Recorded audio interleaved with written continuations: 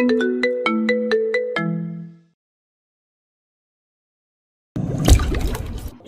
Password বলল। Titli lock খুলে তাজদারকে সব জায়গা থেকে আনব্লক করে শায়নাকে ফোনটা ধরিয়ে দিয়ে চলে গেল। আনব্লক করার সাথে সাথে কল ভেসে এলো তাজদার সিদ্দিকীর। শায়না সময় দেখে নিল, এখন তো অফিসে থাকার কথা, ফোন দিচ্ছে কেন? সে কিছুক্ষণ ফোনের দিকে চেয়ে রইল। কল কেটে গেল, আবারও কল এলো। দাদিমা বলল, বউ পাগল সোনা মিয়া নাকি? শায়না বলল, ধর ধর ফোন ধর। শায়না ফোন রিসিভ করে দাদিমাকে ধরিয়ে দিল। সাথে সাথে তাজদার সিদ্দিকী গমগমে গলায় বলল, শাইনা লাস্ট টাইমে ফোন দিয়েছি, খবরদার ব্লক করবে না। যথেষ্ট সুদ নিয়েছো, আমি অফিস থেকে ফিরে কল করছি, সাথে সাথে যেন পাই। দাদিমা তার কথাগুলো বুঝলেন না, ধীরে ধীরে ডাকলেন। নাচ জামাই। তাজদার সিদ্দিকী একটু চুপ থেকে ডেকে উঠল। দাদু। দাদিমা হাসলেন। হ্যাঁ। তাজদার সালাম দিয়ে সে বলল, শাইনা কোথায়? দাদিমা সালাম নিয়ে বললেন, আছে পুকুর ঘাটে। কেমন আছেন আপনি? আছি ভালো, মাঝে মধ্যে ফোন টোন দিও নাচ জামাই, তোমার সাথে কথা বলতে ইচ্ছে করে। হ্যাঁ দেব, এখন প্রচুর ব্যস্ততা যাচ্ছে, তাই সময় হয়ে উঠতেছে না। সময় করে দেব। বাড়ির সবাই ভালো আছে তো?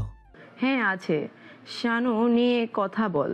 শায়না এগিয়ে এলো, ফোনটা দাদির হাত থেকে নিয়ে কানে চাপা দিল। একটা দীর্ঘশ্বাস ভেসে এলো, তীক্ষ্ণ স্বরে বলল, বিজি টাইমে কল কেন? শায়নার দিক থেকে আর কিছু বলার আগে তাজদার শান্ত ধীরস্বরে উত্তর দিল, একটা মানুষ আমাকে ব্লক করে দিয়েছে, তাই পেইনফুল। শায়না চুপ করে রইল। শোধবোধ হয়ে গেছে নাকি আরো রাখা উচিত? তাজদার শান্তভাবে মাংসের একটা ছোট টুকরা মুখে তুলে নিল, গলার স্বর সামান্য নরম করলো। আমি অফিস থেকে ফিরে কল দেব, সাথে সাথে যেন পাই। জরুরি কথা আছে। তুমি বাইরে কি করছো এই ঠান্ডার মধ্যে? ঘুরছি, সবাই বলে আমি নাকি হাঁটা চলা করি না, তাই হাঁটতে বেরিয়েছি। আপনার খাওয়া শেষ? খাচ্ছি। খাওয়া দাওয়া শেষ করে ব্লক করুন। তাজদার বলল। আমি কিন্তু।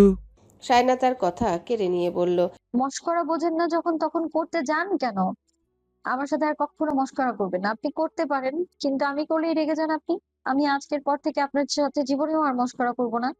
শেষের কথাটা মনে হলো সে অভিমান করে বলেছে। অন্তত তাজদারের কানে এমন শোনালো। ব্লক দেওয়া অবশ্যই ভুল হয়েছে, কিন্তু এই মেয়ে কখনো তার শূন্যতা অনুভব করছে কিনা সেটা হয়তো কখনোই তার পক্ষে জানা সম্ভব হবে না। শায়না মমতাজ নিজেকে তার সামনে কখনোই খোলা খাতার মতো মেলে ধরবে না। সুখী দম্পতির চাদরে ঢাকা এই নীরব বিক্ষোভের সংসার আর কতদিন চলবে জানা নেই। তাজদার সিদ্দিকী এবার ধীরে ধীরে হাল ছেড়ে দিচ্ছে। তার এত আগ্রহ সত্যি কমানো দরকার। একপাক্ষিক ভালোবাসার বোঝা আর কতক্ষণ বহন করা যায়? শায়নার চুল খোলা, ড্রেসিং টেবিলের সামনে দাঁড়িয়ে সে সাজগোজ করছে। রাতে স্কিন কেয়ার করে ঠোঁটে হালকা লিপস্টিক দিয়েছে, এখন হাতে চুড়ি পরছে। সাজগোজ করলে তার মন ভালো হয়ে যায়, বোরিংনেস কমে। তাজদার সিদ্দিকী এখনই কল দেবে, সহজে ছাড়বে না। 1.5-2 ঘন্টা এই সেই কথা বলতেই থাকবে। অবশ্য আজকে অন্য কাজও ছিল, তাই এখনো ফোন করে কিছু জানায়নি। তিতলি কম্বল মুড়ি দিয়ে ঘুমাচ্ছে আর মাঝে মধ্যে এক চোখ খুলে শায়নাকে দেখছে। শায়না সেটা খেয়াল করলো, বলল, বাদর নিয়ে ওঠো, সাজিয়ে দিই। ঘুমের ভান করে কোনো লাভ নেই। তিতলি ফিক করে হাসলো, লাজুক ভঙ্গিতে বলল, ভাইয়া ফোন করবে তাই সেজেছো? শায়না কপাল কুঁচকে ফেলল। তিতলি হাসছে, এত জোরে হাসছে যে শব্দ হচ্ছে না, কিন্তু পালঙ্ক কাঁপছে। শায়নাও তার হাসি দেখে নিজেও হাসতে লাগলো। পাজি মেয়ে কোথাকার, তোমার ভাইয়াকে বলে দেবো আমি কথাটা। তিতলি কানে ধরল। না, ভাই আমার একটা মান সম্মান আছে। শায়না হাসতে হাসতে বলল। তোমার মান সম্মান আমি বের করছি, দাঁড়াও। তিতলি প্রসঙ্গ পাল্টে বলল, এইদিকে আসো, তোমাকে আরো সুন্দর করে সাজিয়ে দিই। কাজল দাও। না, রাতে কাজল করতে ভালো লাগে না। আরে দাও। তিতলি তাকে জোর করলো। শায়না তার কথা রাখতে খুব সুন্দর করে চোখে কাজল পড়লো, ঠোঁটের লিপস্টিক একটু গাঢ় করলো, কানে দুল পড়লো, চুলগুলো মাঝখানে সেতি করে আয়নায় নিজেকে কয়েকবার দেখলো। তিতলি বলল, নায়িকা নায়িকা লাগছে। ও বললে বললে। নাচতে নাচতে ধপ করে শুয়ে পড়ে সে কম্বল টেনে নিল মাথার উপর। শায়না বলল, ঘুমাও, কান খাড়া করে আমাদের কথা শুনলে না সোজা ঘরের বাইরে বের করে দিব। তিতলি কম্বল ফেলে দিয়ে বলল। একটু শুনলে কি হবে? শায়না ঠোঁট উল্টে বলল, সমস্যা নেই, তোমার ভাইয়া আর আমার কথাগুলো দেশবাসী শোনার মতো। তাজদার সিদ্দিকী রান্নাঘরের গ্রানাইট কাউন্টার টপের উপর ঝুঁকে মনোযোগ দিয়ে লাল ক্যাপসিকাম কাটছে। তার মনোযোগ দেখে মনে হচ্ছে প্রতিটা ফালি একই মাপের হতে হবে, নইলে বিরাট সমস্যা হয়ে যাবে। আকাশে আজ মস্ত বড় একটা চাঁদ। চাঁদের আলো বড় জানালা দিয়ে এসে পড়েছে কিচেন জুড়ে। তার পরনের হালকা গ্রে রঙের শার্টের হাতার ভাঁজ কনুই পর্যন্ত তোলা। ভিজে চুলের কিছু গোছা কপালে এসে পড়েছে। গোসল করার ঠিক পরের এই এলোমেলো রূপে তাকে বড় নিষ্পাপ দেখায়। ভিডিও কলে শায়না হাসছে তাকে দেখে। তার এত সিরিয়াসনেস দেখে মনে হচ্ছে ক্যাপসিকামে নিউরো সার্জারি করছে।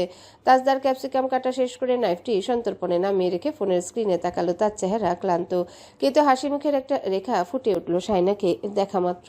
হ্যালো। শায়নার চোখ দুটো দেখা যাচ্ছে, মুখের সামনে ওড়না দিয়ে চেপে ধরে রেখেছে।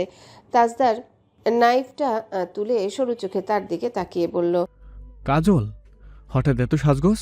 শায়না তিতলির দিকে তাকালো। তিতলি কম্বল দিয়ে মুখ ঢেকে বলল। আমি শুনতে পাইনি। শায়না ক্যামেরার দিকে তাকিয়ে বলল। মুখ থেকে ওড়না সরাও স্টুপিড। শায়না সরালো না, তার অসম্ভব লজ্জা লাগছে। তিতলি তাকে চিমটি দিয়ে ফিসফিস করে বলল, আই লাভ ইউ বলো। গাধা, তুমি এত আনরোমান্টিক কেন? বলো, ভাইয়া খুশি হয়ে যাবে। চিমটি দেওয়ার শায়না নিজের বাহু চেপে ধরলো, মুখ থেকে হাতটা সরে গেল। তিতলিকে বলল, দাঁড়াও, তোমাকে আমি দেখে নিচ্ছি। তাজদার সিদ্দিকী সেই ফাঁকে তাকে দেখে ফেললো। শায়নার সাথে সাথে মুখ ঢেকেই বলল। জানেন তিতলি আজকে কি করেছে? তাজদার সিদ্দিকী কিচেনে ব্যস্ত, কাজের ফাঁকেই বলল, কি? আজও ক্লাব থেকে একটা ফ্রাইড চিকেন নিয়ে এসেছে আমার জন্য। Lucky you. Yes, I know that very well. আমি অবশ্যই অবশ্যই লাকি, আমার ননদিনী সবচেয়ে ভালো। তিতলি ফিসফিস করে বলল, তুমি খুব বেরসিক শায়না। যাও, তোমার সাথে আমার আর কোনো কথা নেই। আই মিস ইউ অন্তত বলো, ভাইয়া খুশি হবে। কচু আমাকে পচাবে। আমার বরকে তুমি আমার চাইতে বেশি চেনো না? তিতলি টেনে টেনে বলল। আমার বর। শায়না তাকে জোরে একটা চিমটি দিল। তিতলি হিসিয়ে বলল, ভাই, আজদার দেখেন আপনার বউ আমাকে কি পরিমাণ অত্যাচার করছে। ভাই, আপনি এত এর বিচার করেন করেন ভাই, করেন। শায়না তার কথা শুনে না হেসে পারল না। খিদে লেগেছে তাজদার, তাই এখন খাওয়ার জন্য স্প্যানিশ অমলেটের জন্য কাস্ট আয়রনের ভারী প্যানটা হবের সামনে ডান দিকের মাঝারি আকারের বার্নারে বসালো। নব ঘুরিয়ে বার্নারটি চালু করলো, সাথে সাথে পরিষ্কার নীল ফ্লেম জ্বলে উঠল। কাচের সারফেসে প্রতিফলিত হচ্ছে সেই আগুন। প্যানটা গরম হতে তাতে পরিমাণ মতো অলিভ অয়েল ঢেলে তেলটা পুরো প্যানে ঘুরিয়ে নিল সে। তারপর প্রয়োজনীয় সরঞ্জাম ঢেলে দিয়ে হাতটা মুছে ক্যামেরার দিকে তাকালো।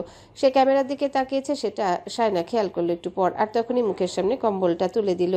তাজদার ওপাশে শব্দ করে হেসে উঠে আবারও কাজে ব্যস্ত হয়ে পড়ল। শায়না মুখ লুকিয়ে লিপস্টিক একটু একটু করে মুছে নিতে লাগলো। পরনের ওড়নাটা দিয়ে তিতলি ঘুমিয়ে পড়েছে। শায়নার বিশ্বাস হলো না যদিও, কিন্তু সে কয়েকবার সুড়সুড়ি দিল। তিতলির পেটে হাত দিতে এসে লাফিয়ে ওঠে সুড়সুড়ি সইতে না পেরে, কিন্তু এবার নড়াচড়া নেই দেখে শায়না নিশ্চিত হলো সে ঘুমিয়ে পড়েছে। তাজদার ওমলেটটা নামিয়ে চামচ দিয়ে কেটে মুখে পড়ল। আরেক টুকরা শায়নার দিকে বাড়িয়ে দিল। শায়না বলল, লোভ দেখিয়ে লাভ নেই। টুকরোটা মুখে পুড়ে তাজদার বলল। আমাকে ওলোভ দেখে লাভ নেই। শায়নার সাথে সাথে তার ইঙ্গিত বুঝে নিয়ে হাঁটুতে মাথা গুজে বলল। ধুত্তেরি।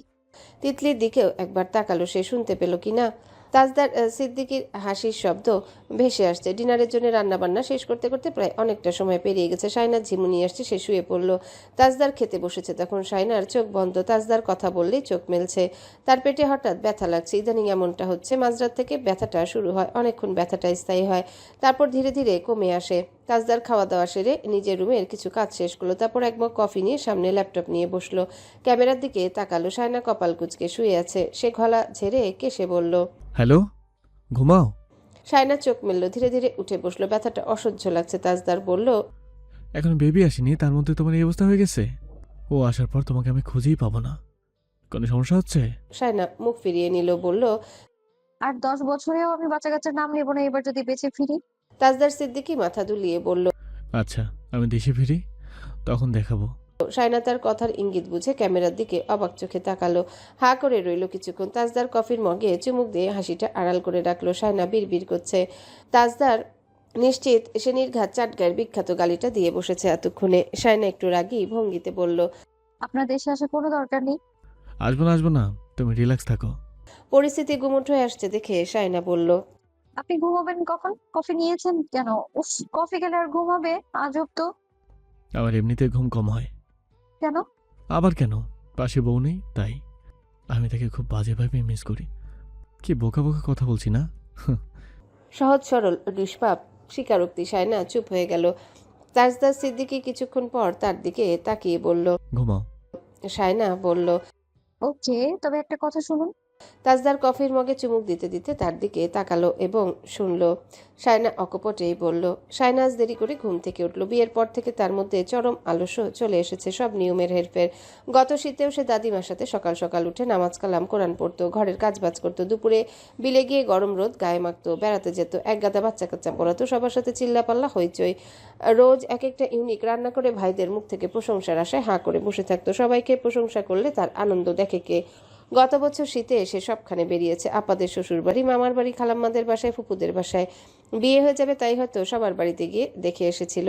জানে না আর কখনো ভাবে বেড়ানো হবে কিনা। সবাই তখন বলা বলি করছিল বিয়ে হয়ে গেলে আর আসতে পারবে না, ঘর সংসার সামলে মেয়ের আর কোথাও বেড়াতে যাওয়ার কথা ভাবতেও পারে না। গত বছর এই দিনেও সে খুব ছটফটে উচ্ছ্বসিত ছিল, অথচ একটা বছরের ব্যবধানে কি থেকে কি হয়ে গেল। এমন না যে বিয়েটাকে সে এসবের পিছনে দায়ী করে। বিয়ের মতো এমন একটা পবিত্র সম্পর্ক কখনোই তার এই অবসাদের অনুভূতিহীনতার কারণ হোক তা সে চাইছে না। কিন্তু সে এতদিন একটা কথা উপলব্ধি করেছে, বিয়ের পর সে তার জীবনটাকে আগের মতো দেখছে না। তার উপর যা চাপিয়ে দেওয়া হয়েছে তা অনায়াসে গ্রহণ করার পর তার জীবনটাই পাল্টে গেছে। তার মধ্যে থেকে আত্মবিশ্বাস চলে গেছে, নিজেকে নিয়ে সে ভাবছে না, অন্যেরা কি ভাবছে কি বলছে সেদিকেই তার ফোকাস চলে গেছে। নিজেকে সে সময় দিচ্ছে না, নিজের প্রতি তার ভালো লাগা ভালোবাসা কমে গেছে। এমন জীবন তো সে চায়নি। সে সবসময় জীবনটাকে উপভোগ করতে চেয়েছে, মন খুলে হাসতে চেয়েছে, প্রাণ খুলে বাঁচতে চেয়েছে। কিন্তু এখন নিজেকে এত অসহায়, দুর্বল আর আত্মবিশ্বাসের অভাব বলে মনে হচ্ছে কেন? ব্রাশ করতে করতে সে এইসব ভাবতে লাগলো। কয়েকদিন ধরে এইসব ভাবনা তার মাথায় ঘুরপাক খাচ্ছে। তার এখন কিসের অভাব? যখন থেকে বুঝ এসেছে তখন থেকে সে চেয়েছিল পড়াশোনা শেষ করে কিছু একটা করবে, যাতে কখনো কারো ডিপেন্ডেন্ট হতে না হয়। তারপর বিয়ে শাদী যা হবার হবে, তার মনের মতো মানুষকে সে বিয়ে করবে। কিন্তু পড়াশোনা শেষ হওয়ার আগেই বিয়ে হয়ে গেল। বিয়ের আগে সে যথেষ্ট শক্তপোক্ত ছিল, এখন ততটাই নড়বড়ে। শুধু তাজদার সিদ্দিকীর উপর নির্ভর হওয়ার জন্যে, নাকি বিয়ের আগে উপার্জন করে যে হাত খরচটা টাকা পেত সেই সব এখন পায় না বলে, নিজের পয়সায় কিছু করতে পারছে না বলে এমন হচ্ছে? এমন তো না যে সে নিজের পয়সায় খেত পড়তো, টিউশনি করে যা পেত তা দিয়ে সে নিজের শখ পূরণ করতো, পরিবারের পেছনে খরচ করতো। এটা কিছুতেই মূল কারণ হতে পারে না। আত্মবিশ্বাসের ঘাটতিটা ঠিক কী কারণে? কেন সে সব কিছু আগের মতো ভাবতে পারছে না? স্বামীর টাকা নিজের পিছনে খরচ করতে পারাটাও আল্লাহর একটা রহমত যা সে পেয়েছে, কিন্তু তার অসন্তুষ্টিটা ঠিক কোন জায়গায় সে এখন অবধি বুঝে উঠতে পারছে না। সে মোটেও চাইছে না বিয়েকে দায়ী করতে। অতীত সবসময় ঝামেলা বাড়ায়, অশান্তি টেনে আনে। সে এখন যা আছে সবটা নিয়ে বাঁচতে চায়। জীবনটা বড় একঘেয়ে হয়ে যাচ্ছে, সে নিজেই নিজের উপর বিরক্ত। অথচ বিয়ের আগে সে আয়নায় নিজেকে দেখার পর নিজেই খুশি হয়ে যেত, বুকটা ভরে উঠত। আর এখন আয়নায় তাকাতে ইচ্ছা করে না, জোর করে হাসি টানতে হয় ঠোঁটের কোণা। এভাবে সে বাঁচতে চায়নি। ব্রাশ করে মুখ হাত ধুয়ে নিল সে। বাড়িতে বুয়া রাখা হয়েছে, কাটাকুটি, ঘরদোর মোছা, থালা বাসন ধোয়া আর কাপড় চোপড় ধুয়ে দেওয়ার জন্য। তাদের পাশের এলাকায় বাড়ি থেকে এসেছেন তিনি। মোখলেসের মা ডাকে সবাই। স্বামী বিয়োগের পর ছেলেগুলোর অল্প বয়সে বিয়ে করে ফেললো। ছেলের বউরা ওনাকে আর ঘরে রাখলো না। তার অবশ্য অপ্রয়োজনীয় কথা বলার রোগ আছে। তাসনুবা দু চোখে সহ্য করতে পারে না, বেশি কথা বলা মহিলা তার পছন্দ নয়। তার উপর যদি এমন হয় কথা পেঁচানো মহিলা, ওর জন্যেই বাড়িতে বুয়া রাখা যায় না। কিছুদিন যেতে না যেতে সে চরম বিরক্ত হয়ে পড়ে তাদের উপর। বুয়া থাকবে বুয়ার মতো, বাড়ির ব্যক্তিগত ব্যাপারে কেন নাক গলাবে? এই বাড়ির কথা কেন বাইরে গিয়ে বলবে? সেই সব কাজের ছোটলোকি কাজ কারবার সেই সব কাজকে ছোটলোকি কাজ কারবার বলে। আগে তাজদারও এইসব কাজের লোক সহ্য করতো না। তাদের বাড়িতে অন্য মানুষজন ঘুরে বেড়াবে এইসব তার একদম পছন্দ ছিল না। তাই রসুনারা থালা বাসন মাজার, কাপড় চোপড় ধোয়ার জন্য বুয়া রাখতো। তাদের একটা শর্ত দিয়ে রান্নাঘরের মধ্যেই যেন তারা সীমাবদ্ধ থাকে, অন্যদিকে যেন কান না দেয়। শায়নার কালকে হঠাৎ করে চিতই পিঠা খেতে ইচ্ছা করছিল খেজুরের রস দিয়ে। ফাহিদা বেগমকে ফোনে জানিয়েছেন। তিনি বলেছেন, তোকে কাল নিয়ে আসবো আমি গিয়ে, গরম গরম পিঠা খাবি ইচ্ছে মতো। শাওনকে খেজুরের রস আনতে বলি। শায়নার এতদিনে যা খেতে ইচ্ছা হয়েছে সে সব খেতে পেরেছে। নোনতা ইলিশের ভুনা খেতে ইচ্ছা করছিল, আনিস পাঠিয়ে দিয়েছে গত সপ্তাহে। যদিও এটা নিয়ে রসনারা তাকে বকেছেন, কিন্তু শায়না ওনাকে আশ্বস্ত করেছে তাজদার সিদ্দিকী এসব নিয়ে কিছু বলবে না। ওই বাড়িতে থাকলে ভাইয়ারা এমনিতেও তার পছন্দের খাবার দাবার আনতো, ওখানে যেতে দিচ্ছে না বলেই এই বাড়িতে পাঠাচ্ছে। শায়না সকালের নাস্তা করার জন্য রান্নাঘরের দিকে যাচ্ছিল। তিতলি অন্যদিন তার ঘরে এসে ডেকে নিয়ে যায়, আজ তার সারা শব্দ নেই। তিতলির কথা ভাবতে ভাবতে সে তৌসিফের ঘরের সামনে গিয়ে থামলো। সেখানে তিতলি কাঁদছে, আবার এলোমেলো বকে যাচ্ছে। তৌসিফের হাসির শব্দ ভেসে আসছে। পেট চেপে মানুষ যেভাবে হাসে তৌসিফ সেভাবে হাসছে। শায়না দরজার সামনে গিয়ে দাঁড়ালো, গো গো শব্দ করলো কোনো একটা মেলি কণ্ঠস্বর। সে ঘরে পা রাখতে তার ঠোঁট হা হয়ে গেল। তিতলির মুখ হাত পা বেঁধে মেঝেতে ফেলে রাখা হয়েছে। তৌসিফের হাতে মোটা একটা বেত। তিতলির সামনে চেয়ারে ঝুঁকে বসে তিতলিকে ভয় দেখাচ্ছে আর বলছে, কাঁদলে ছেড়ে দেব, না হলে ছাড়া পাবি না। একটু করে কেঁদে নে। তিতলি কাঁদলো না, বরং তাকে চোখের পুতলি ঘুরিয়ে দেখলো। সে কিছুতেই কাঁদবে না। এবার দুজন একসাথে শায়নাকে দেখলো। শায়না অবাক হয়ে বলল, এইসব কি ভাইয়া? তৌসিফ হেসে উঠল। সত্যিটা বলবো? শায়না কি বলবে খুঁজে পাচ্ছে না। সকাল সকাল এরা কি শুরু করে দিয়েছে। তৌসিফ বলল, এই চুদনু কাল আমার পকেট থেকে 20 টাকা কট করেছে। সকাল সকাল আবারও এসে আমার শার্টের পকেটে হাত হাত ছাড়ছিল, হাতে নাতে ধরে ফেললাম। তিতলি আবারও চোখ উল্টে তাকে বিদ্রুপ করছে। তার হাত বেঁধে রেখেছে তাতে কি চোখ তো আছে। শায়না তৌসিফের কথা শুনে হেসে ফেলল। তিতলির দিকে তাকিয়ে বলল, হায় আল্লাহ, ননদিনী চোর, এই কথা শুনতে হচ্ছে। তিতলি কিছু বলতে চাচ্ছে কিন্তু বলতে পারছে না। শায়নার মনে হলো এক পক্ষের কথা শুনে তিতলিকে বিচার করাটা ঠিক হবে না। সে তৌসিফকে বলল, বড় মো ডাকছে, ওকে আমি খুলে দিই। তৌসিফ বলল, না, ওর শাস্তি হলো 10টা পর্যন্ত এইভাবে বসে থাকবে। এর আগে ছাড়া পেতে হলে ওকে কাঁদতে হবে। তিতলি চোখ গরম করে তাকাচ্ছে। তার মানে সে কাঁদবে না, কিছুতেই না। কাঁদতে কাঁদতে কাদার জন্য বললেও সে কাঁদবে না। No never. শায়না বলল। নাস্তা খাইনি এখনো, আপনি খেয়েছেন? তৌসিফ বলল। হ্যাঁ, ওকে দেখিয়ে দেখিয়ে খেয়েছি। হাসতে লাগলো সে। এবার তিতলির দিকে নজর গেল শায়না। তিতলির চোখ জোড়া বলছে, একবার ছাড়া পাই তোকে কাঁদিয়ে ছাড়বো শালা। রসনার ডাক ভেসে আসছে হালকা। শায়না ধীরে ধীরে হেঁটে রান্নাঘরে চলে গেল। তাকে দেখা মাত্রই জোহরা বেগম বললেন, সকালের নাস্তা নিয়ে এত সময় চলে গেলে বাকি কাজ করা হবে কখন? ওই বজ্জারটা কোথায়? শায়না মুখ ফসকে বলে ফেলল। তৌসিফ ভাইয়ের ঘরে।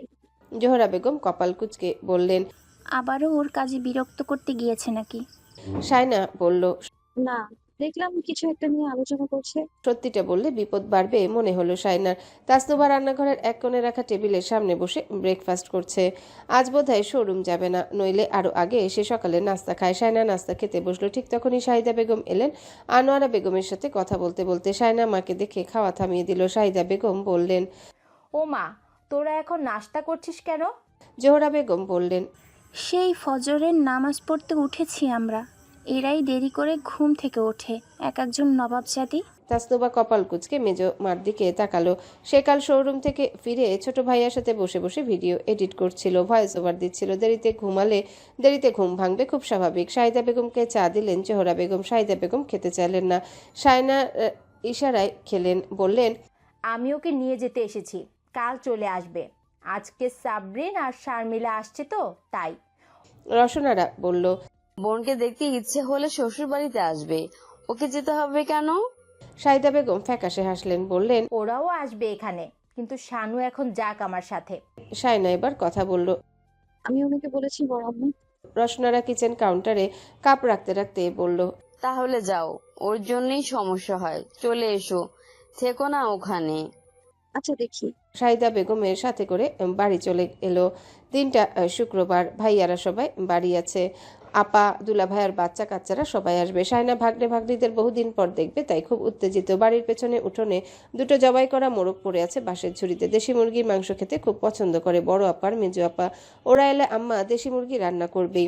শাওন দাদিমার সাথে হাত লাগিয়ে মুরগির পালক ছিঁড়ছে। শায়নাকে দেখে শাওন বলল, আরেকটা চলে এসেছে ভাগ্যর সাথে। শায়না মুখ মোচড় দিল। শাহিদা বেগম ধমকে বললেন, ওকে এসব বলবি না শাওন। শায়না মায়ের আহ্লাদ পেয়ে শাওনকে আবারও জিভ দেখালো। দাদিমা বলল, লন্ডনওয়ালার বউ হাজির। আজকে তাহলে লন্ডনওয়ালার সাথে লম্বা একটা ফোনালাপ হবে। শাওন বলল, লুচ্চামি ছাড়ো, ভালো হয়ে যা মাসুদ। দুঃখ দুঃখ মাসুদের বউ। দাদিমা মোরগের পাটা দিয়ে শাওনের হাতে আঁচড় কাটলো। শাওন জোরে একটা চিৎকার দিল। মায়ের পেছন পেছন রান্নাঘরে ঢুকলো শায়না। সাবিনা ব্লেন্ডারে পেঁয়াজ রসুন দিয়েছে। শায়নাদের দেখে সে হাসলো। শায়না বলল, বাবু কোথায়? শাহিদা বেগম বললেন, চেয়ারে বস, নারিকেল পুরি খাবি? সকাল সকাল বানালাম। নারিকেলগুলো ফ্রিজে ছিল, জানতামই না, বউ মনে করিয়ে দিল। তখন ভাবলাম কয়েকটা পুরি বানাই, সবাই যেহেতু বাড়িতে থাকবে। আনিস, আশরাফ আর তোর আব্বা কিছুক্ষণ পর পর চা খুঁজে। শায়না বলল, কিছুক্ষণ পর খাবো, এখন খাবো না। মা আর ভাবির সাথে কথা বলতে বলতে আফসার সাহেব এলেন। শায়না বাবাকে দেখে খুশি হয়ে গেল, উঠে গিয়ে বাবাকে হালকা করে জড়িয়ে ধরল। তিনি মেয়ের মাথায় হাত বুলিয়ে দিলেন, হাসলেন, চেয়ারে বসতে বসতে বললেন, জামাই ভালো আছে তো? তোর সাথে কথা টথা বলে? ফোন টোন দেয়? হ্যাঁ দেখ। ভালো ভালো মা। ওখানে সব ঠিকঠাক তো? হ্যাঁ, তুমি মাঝে মধ্যে যেতে পারো না? দূরে হলে যেতে। আচ্ছা যাবো যাবো, রাগ করিস না। আশরাফের মা, ওকে কিছু খেতে দাও। শাহিদা বেগম বললেন। ও কিছু খেতে চাইছে না এখন। শায়না বুঝতে পারলো বাবার চা খেতে ইচ্ছা করছে, তাই সে নিজে গিয়ে গ্যাসের উপর চা বসালো। শাওন মোরগের মাংস কেটে কুটে শাহিদা বেগমের হাতে দিয়ে দিল, বলল, মাংস কেটেছে, তাই গিলা কলিজা লেগ পিস সব আমার। লাস্ট পিস খাবে দাদি। দাদিমা তার দিকে তেড়ে আসতে শাওন হেসে উঠে দূরে চলে গেল। শায়না সাবানদানি নিয়ে বেরোলো। শাওন ঘাটে নামতে নামতে বলল, মাংস কাটার জন্য আর কাউকে পায় না আম্মা। দূর, মনে হচ্ছে গায়ে রক্ত মেখে হাঁটছে। মনি, আমার জন্য গামছা আর লুঙ্গি গেঞ্জি নিয়ে আয়। শাহিদা বেগমের চিৎকার চেঁচামেচি শোনা গেল। মেয়েটা এসে একটু জিরোতে পারলো না, তুই ওকে কাজ ধরিয়ে দিয়েছিস? বেয়াদব ছেলে কোথাকার। শায়না খেয়াল করেছে বিয়ের পর মা তার প্রতি খুব যত্নবান হয়েছে। কেন? উত্তর নেই। অনেক কিছুর উত্তর সে পায় না। শাওন মায়ের বকুনি খেয়ে পুকুরে ঝাঁপ দিতে দিতে বলল, বউ এনে দাও। কথাটা শুনে শায়না হেসে ফেলল। বাকিরা শুনতে পেল না অবশ্য, সেজন্য তোয়ালে গেঞ্জি লুঙ্গি নিয়ে এলো। শাওন ডুব দিচ্ছে একের পর এক। শেষমেশ ডুব মেরে উঠতে শায়না বলল, ভাইয়া তোমার প্রেমিকা এখন কই? তার ঠোঁটের মুচকি হাসি ঝুলছে। শাওন ঝাড়ি দিল। ওই শালি একটা বন্ড, খালি আমার পকেট মারার ধান্দায় থাকে। ওই বন্ডকে দিয়ে হবে না, বাপে কিছুদিন পর ধরে বিয়ে দিয়ে দেবে। শায়না বলল, তুমি না বলেছো ওকেই বিয়ে করবে? আনিচ্ছে বিয়ে করে ফেলতো, তাহলে ওকে নিয়ে আসতাম আর কি। শায়না মুখ বাঁকিয়ে বলল, টাকা পয়সা কামাই না, সে করবে বিয়ে? হাহ, ঢং। শাওন গায়ে সাবান মাখতে মাখতে বলল, তোর জামাইয়ের মতো যদি টাকা থাকতো, তাহলে বিদেশ থেকে এসেই খপ করে একটাকে ধরে বিয়ে করে ফেলতাম। পুরুষ মানুষের দাম টাকা পয়সায়, বুঝলি?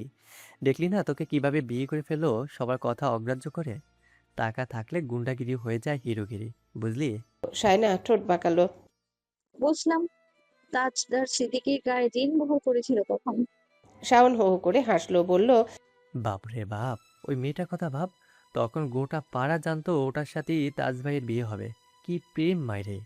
শায়নার এসব কথা ভালো লাগছে না শুনতে, কিন্তু সে আর তাদের বয়সী ছেলে মেয়ে, এমনকি ছোট ভাইয়া মেজো ভাইয়ার বয়সী সব ছেলেমেয়েরা জানতো ওই মেয়েটার সাথে তাজদার সিদ্দিকীর প্রেমের সম্পর্ক আছে। আকার ইঙ্গিত আর তাদের ভাবসাব দেখে সবাই একদম নিশ্চিত ছিল ওদের মধ্যে কিছু একটা চলছে। তখন তাদের সমবয়সীদের মধ্যে আলাপ আলোচনার প্রধান বিষয়বস্তু ছিল তাজদার সিদ্দিকী আর নাবিহা ইসলাম। তাজদার সিদ্দিকীর ছোট ভাই, যিনি আমেরিকায় থাকেন সপরিবারে, তার বউয়ের বড় বোনের মেয়ে। ডাকনাম ছিল নিহা। তাসনুবার সমবয়সী ছিল, বলা চলে তাসনুবার প্রিয় ছিল সে। তখন গ্রামে তাসনুবা ছাড়া তেমন স্মার্ট কোনো মেয়ে ছিল না এই পাড়ায়। মেয়েটা রোজ রোজ নতুন ডিজাইনের পোশাক পরতো, যেটা তার সিগনেচার ছিল। সবাই তার পোশাক আশাক নিয়ে সমালোচনা করতো সব সময়। কারণ সে যে পোশাকগুলো পরতো গ্রামে, তখন সেই সব পোশাক এখনকার মেয়েরা পরা তো দূর। কারণ সে যে পোশাকগুলো গ্রামে পরতো, তখন সেই সব পোশাক এখানকার মেয়েরা পরা তো দূর, পরার কথা ভাবতেও পারতো না। মেয়েটা বেশিরভাগ সময় এক এক ডিজাইনের স্কার্ট পরতো। পাড়ার ছেলেদের এক প্রকার নজর কেড়ে নিয়েছিল মেয়েটা। আকাশ ছোঁয়া মুভিতে যে নায়িকা যে কালো লেহেঙ্গা পরে নাচতো, তাকেই সবাই নিহা মনে করতো। আর এমন একটা সুন্দরী শিক্ষিতা শহুরে বড়লোক বাপের মেয়েকে গ্রামের সবচেয়ে বড়লোক পরিবারের ছেলে তাজদার সিদ্দিকী ডিজার্ভ করতো বলে সবার ধারণা ছিল। কত কানাঘুষা হয়েছিল তখন, এমনও রটে গিয়েছিল যে ওরা বিয়ে শাদী পর্যন্ত করে ফেলেছে আড়ালে। এমনই আরও কত কিছু। তাজদার সিদ্দিকী আর তার পরিবারকে মানুষ ভয় পেত বলে তখন কেউ মুখ ফুটে কিছু বলতে পারেনি। শায়নার এখন ওইসব নিয়ে ভাবতে ভালো লাগছে না, যদিও সেই সব যদি সত্যিও হয়ে থাকে তাহলেও তার কোনো মাথা ব্যথা নেই। বয়সটাই খারাপ ছিল তখন। তাছাড়া তাজদার সিদ্দিকীর হাজারটা দোষ ত্রুটি মেনে নিয়েছে সে। এখন ওসব সামান্য মনে হয় তার কাছে। শাওন তাকে ভাবনার জগৎ থেকে ফিরিয়ে আনলো। সে গোসল করে ফেলেছে। গামছাটা রশিতে মেলে দিতে দিতে বলল, মনি, পেয়ারা খাবি? কোথা থেকে? আমি এনেছি কাল, পাহাড়ি পেয়ারা। দাঁড়া। সে পেয়ারা কেটে নিয়ে এলো। শায়না শাহিদা বেগমকে ডেকে বলল, আম্মা একটু লবণ মরিচ দাও তো।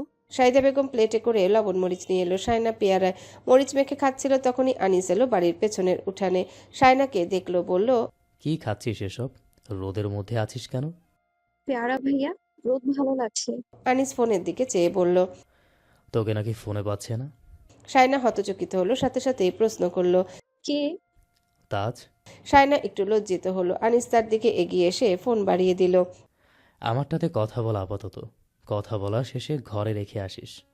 সায়না হাত বাড়ানোর আগে শাওন ফোন কেড়ে নিল, বলল, ভাই এই মডেলটা আমাকে দিয়ে দাও, তোমাকে এর চেয়ে একটা ভালো মডেল দেব। আনিস তার দিকে তাকালো, হতাশ নিঃশ্বাস ফেলে বলল, তোকে গদা দিয়ে পেটানো দরকার। বলেই ভেতরে চলে গেল। শাওন দাঁত দেখিয়ে হাসছে। তাজদার সিদ্দিকীর ফোন আবারও এলো। সায়না বলল, এগুলো খাওয়া শেষ করি, তুমি কথা বলো। সে দ্রুত পেয়ারা চেবোতে লাগলো। শাওন ফোন রিসিভ করতে তাজদার সিদ্দিকী তাকে দেখে হেসে ফেলল। ব্রেকফাস্ট করছে সে। শাওনকে বলল। ছোট সম্বন্ধী? শাওন বলল, ভাই এখন নাস্তা করছেন নাকি? আম্মুর সাথে কথা বললাম এই মাত্রই। আম্মু বলে এসে ওই বাড়িতেই, তাই ফোন করলাম। কেমন আছিস তোরা? আছি আলহামদুলিল্লাহ। তুমি কেমন আছো? ওখানে শীত নাকি গরম? একা একা রান্না করে খাও নাকি? অফিসে যেতে কতক্ষণ লাগে? ছুটি কদিন?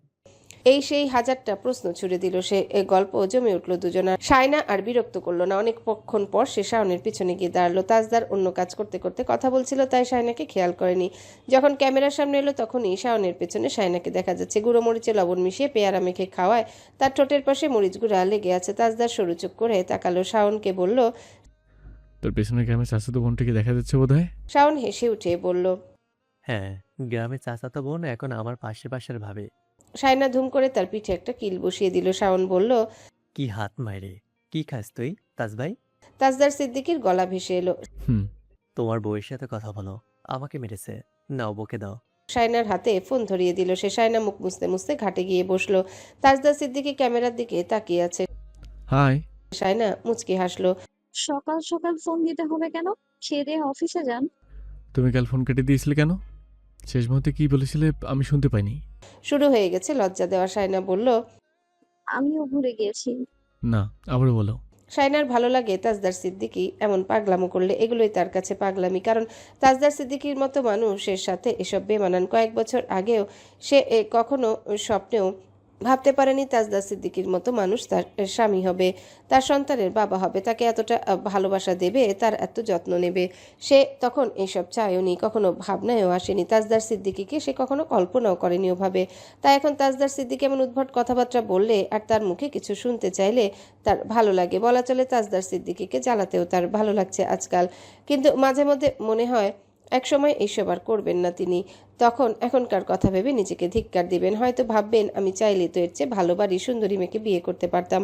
কেন শুধুই এটার পেছনে এত মেহনত করলাম? কেন শুধু এত নিচু হলাম এরকম একটা মেয়ের কাছে? বলো কি বলেছে? সায়নার ভাবনা সুতো ছিঁড়ে গেল। সে ছোট্ট করে বলল, না। তাজদার সিদ্দিকী অবাক হয়ে গেল। কি না? সায়না বলল, কথা কম বলেন, চলুন আপনাকে সব দেখাই ঘুরে ফিরে। বিলে যাই চলুন।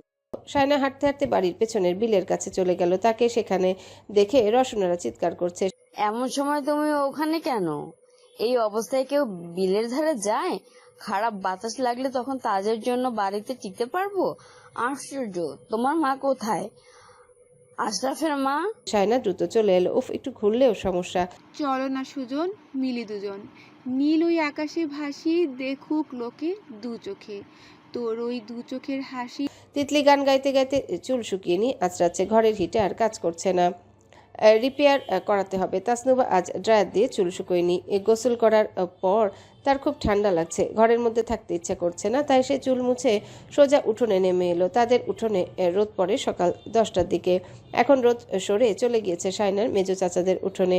তাসনুবার ইচ্ছে করছে একটু রোদ গায়ে মাখতে। এই সময় ছাদে উঠলে আম্মু বকবে, চুল খুলে দাঁড়ালে আরও বেশি বকবে। তাই সে সায়নার মেজো চাচাদের উঠোনে এক কোনায় এসে দাঁড়ালো। ভেজা চুলগুলো খুলে রাখা, টুপটুপ করে পানি পড়ছে মাটিতে। সে হাতে তখনও সানস্ক্রিন মাখছে। পরনে সালোয়ার কামিজ দুবাই সিল্কের ফ্লোরাল ডিজাইনের উপর। এই ফেব্রিকটা তার কাছে ভীষণ আরামদায়ক এবং ক্লাসি লাগে। হঠাৎই কি যেন হলো, সে শিওরে উঠল। পিঠের উপর গরম পানি পড়লো মনে হলো। চট করে পেছনে ফিরে তাকালো, কেউ নেই। সাথে সাথে উপরে সায়নাদের বাড়ির দোতলার বারান্দায় তাকালো। কালো শার্ট পরা একজন চরম অভদ্র লোক দাঁড়িয়ে। আনিস ভাই আপনি? আনিসের গলা ব্যথা, তাই সে বড় একটা মগে করে গরম পানি নিয়ে অল্প অল্প করে খাচ্ছিল। শীতকালে গরম পানি না খেলে তার গলা ব্যথা বাড়ে, কিন্তু পানি বেশি হওয়ায় সে আর খেতে পারছিল না। তাই ছুঁড়ে মেরেছিল মেজো চাচাদের উঠানের কোনায়, যেখানে মানুষ থাকার কথা নয়। তাসনুবা থাকার কথা তো প্রশ্নই ওঠে না। কিন্তু এটা কি হয়ে গেল? এখন মেয়েটা তো গোটা বাড়ির মানুষকে এক জায়গায় করবে। সে নিজ কর্মদোষে হতচকিত হয়ে দাঁড়িয়ে রইল মুখটা হাতে নিয়ে। তাসনুবা তাকে কোনো কথাই বলতে দিচ্ছে না। তার চেঁচামেচি শুনে সবাই একসাথে বেরিয়ে এলো। শায়না, আপা, দুলাভাই, ভাবি, ভাই সবাই, এমনকি শাহিদা বেগম আর আফসার সাহেবও, শায়নার চাচি আর অন্যান্য প্রতিবেশীরাও। শাহিদা বেগম তোয়ালে নিয়ে ছুটে এসে তাসনুবার পিঠ চুল মুছে দিতে দিতে বলল, ও দেখেনি মা, তোমার দিকে কেন ও পানি ছুড়বে? রাগ করো না, চলো ঘরে চলো। না, আপনার সাথে কোনো কথা নেই। সে তখন থেকে আঙ্গুল দিয়ে নির্দেশ করে একটা কথা বলে যাচ্ছে। আপনি নিচে আসেন আনিস ভাই। আনিস শান্তভাবে বলল, ঘরে যাও, কাপড়টা পাল্টে নাও। জুম আবার সিন ক্রিয়েট করো না, তৌসিফকে নিয়ে যা। তৌসিফ এতক্ষণ কোমরে হাত রেখে তাসনুবাকে দেখে যাচ্ছিল। এবার ইটের গাঁথনির উপর বসে পড়ল, বলল, আরো চিল্লা, কুত্তাগুলো না আসা পর্যন্ত চিল্লা। তাসনুবার নাকমুখ লাল হয়ে গেছে রাগে। আনিস ভাইটা ইচ্ছাকৃতভাবে করেছে। সে আঙ্গুল উঁচিয়ে বলল, আপনি নিচে নামুন, আপনাকে লাগবে। শায়নার দুলাভাইরা হাসছে, খুঁচিয়ে খুঁচিয়ে আনিসকে বলছে, আপনাকেই লাগবে। আনিস আরো শক্ত কণ্ঠে একটু বিরক্তি মিশিয়ে বলল, আমি নামবো না। তাসনুবা আরো রেগে গিয়ে তার দিকে তাকিয়ে বলল, আপনি কিভাবে না নামেন আমি দেখব। আনিস মাথা নেড়ে বলল, নামবো না, দাঁড়িয়ে থাকো ওখানে। ততক্ষণে রওশনারা আর তাজউদ্দিন সিদ্দিকীও বাইরে চলে এসেছে। এসেই দেখলো তৌসিফ বসে বসে তাসনুবাকে ভিডিও করছে, আর তিতলি তার পেছনে বসে বসে কপাল কুঁচকে মনোযোগ সহকারে ভিডিও ক্যাপচার দেখে যাচ্ছে। শাহিদা বেগম, সাবরিনা, আশরাফ, আফসার সাহেব, দাদিমা কারো কথা কানে না তুলে তাসনুবা তখনও একটা কথাই বলে যাচ্ছে। আপনি নিচে আসুন আনিস ভাই, আমি আপনার সাথেই কথা বলবো। আমার আপনাকেই লাগবে, নিচে আসুন। আজ সালিশ বিচার না করে সেখান থেকে নড়বে না। আপনি নামবেন না তাই তো? সরি বলুন, নয়তো তাড়াতাড়ি নামুন। কোনোটাই না করলে আমি উপরে উঠে যাব। শাহিদা বেগম আনিসকেই বললেন, কি বলতে বলছে বলে দে না রে আনিস, কি বলতে বলছে বলে দে না রে আনিস। জুমাবারে তোর এসব করতে ভালো লাগছে? তাসনুবা রাগে লাল হয়ে উঠেছে। আনিস বলল, ওটা কি যেমন তেমন কথা আম্মা? দোষ করিনি, সরি বলবো কেন? অ্যাক্সিডেন্টলি এরকম অনেক ব্যাপার স্যাপার ঘটে। সরি বলতাম যদি সিন ক্রিয়েট না করতো। ও যা করেছে তাতে সরি বলা জায়গাটুকু রাখেনি। তাসনুবা এক দৃষ্টিতে তার দিকে খুব সমেত চেয়ে রয়েছে। শাহিদা বেগম তাসনুবার পিঠে হাত বুলিয়ে দিতে দিতে বললেন, আচ্ছা মা, আর রাগ করো না, ও দেখেনি। তাসনুবা বলল, 100 বার দেখেছে। উনি ইচ্ছে করেই আমাকে ভিজিয়ে দিয়েছেন। আমাকে সরি না বললে এখান থেকে এক পাও নড়ব না আমি। আপনি নামবেন নাকি আমি উপরে যাব আনিস ভাই? আনিস হতাশ নিঃশ্বাস ফেলে বলল, হ্যালো বন্ধুরা, পরবর্তী পার্ট খুব তাড়াতাড়ি আসবে, তো সবাই অপেক্ষায় থাকো। আর চ্যানেলটি যারা এখনো সাবস্ক্রাইব করোনি তারা পরবর্তী পার্ট দেখার জন্য চ্যানেলটি সাবস্ক্রাইব করে রেখো। ধন্যবাদ সবাইকে, আমাদের সাথেই থেকো।